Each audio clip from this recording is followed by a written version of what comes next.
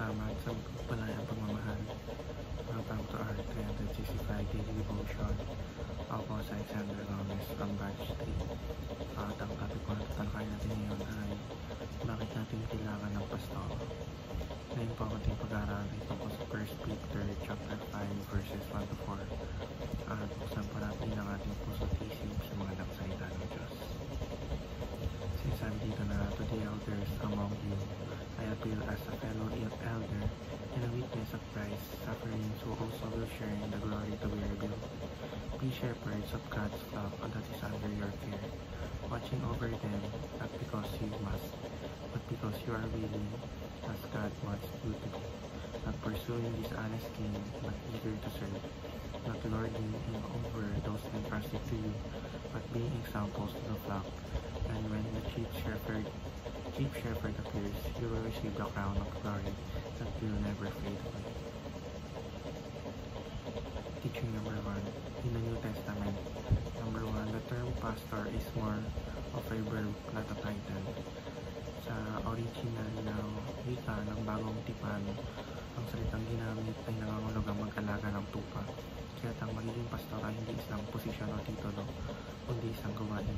Ang pag-aalaga, pagkabay at pangangalaga sa mga miyembros ng simbahan, hindi ito tungkol sa kapangyarihan kundi sa paglilingkod.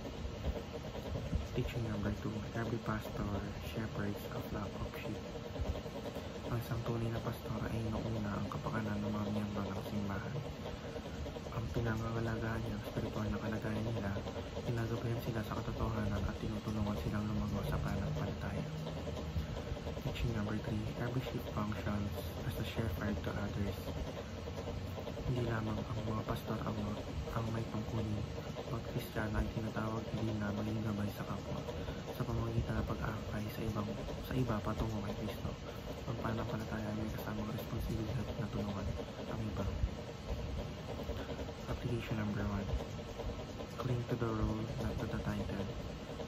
Maraming gustong tawagin o kilalanin bilang pastor, ngunit ang tunay na diwa ay sa paggawa, hindi sa pamagat, maging masipag, mapagkumbaba at tunay na lingkod, kahit walang opisyal na titulo. Application number 2. Honor and submit biblically to your shepherds. Ang mga tunay na pastor ng Diyos ay binibigay upang magturo at mag-alaga sa atin. Dapat natin silang suportahan, pakinggan at ipanalangin, hindi dahil sa sila ay perfecto, kundi dahil sila ay nilagay ng Diyos para mamula sa atin. Application number 3. Be a shepherd by leading others to Jesus. Lahat tayo ay may papel sa ating pamilya, kaibigan o kapwa pananampalataya. Pwede tayo maging instrumento ng Diyos upang ilapit sila kay Kristo sa pamamagitan ng ating buhay, salita at gawa.